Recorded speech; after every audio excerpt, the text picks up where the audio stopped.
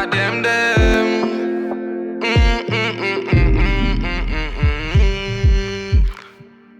Ndikakutsvaka sati wakusvagwa, ndikakuona bebe usati wafamba, iwewe nhasi bebe usandishita. Oh, iwewe bebi ndiwe wandinoda, ndonzwa manyukunyuku paunondisvoda. Dai zvaibvira ndaitenga mota, nekuti hope dzangu ndiwe wandorota. Iwewe bebi ndiwe wandinoda, ndonzwa manyukunyuku paunondisvoda. Dai zvaibvira ndaitenga mota, nekuti hope dzangu ndiwe wandorota. Ndiwe unondihila ndichirwara kana uripo bebi, ndingatofara asi kana usipo bebi ndingatorwara. Moyo wangu aufe wakagotsikana up up up. Let's go kana uripo ndingatofare naye, asi kana usipo bebi ndingafari. Moyo wangu bebi ungavaigare. Iwewe bebi ndiwe wandinoda, ndonzwa manyukunyuku paunondisvoda.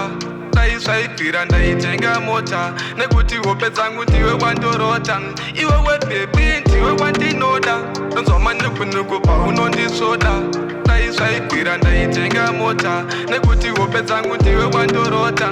Zvaunofurirwa nemamero usave wakazvita, unofamba muraino zvibitsira zita. Bebi wangu pandofamba zvingadimakisa, zvaunofurirwa usave wakazvita. Pamberi pavo bebi ndoda kukukisa, chiratidzo kwavari kuti ndokudisa. Ndiwe wandinoda saka uya bebi kundizita, handidi kugona chizvita. Iwewe bebi ndiwe wandinoda, ndonzwa manyukunyuku paunondisvoda.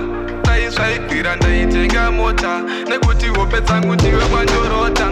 Iwewe bebi ndiwe wandinoda, ndonzwa manyukunyuku paunondisvoda. Dai zvaibvira ndaitenga mota, nekuti hope dzangu ndiwe wandorota.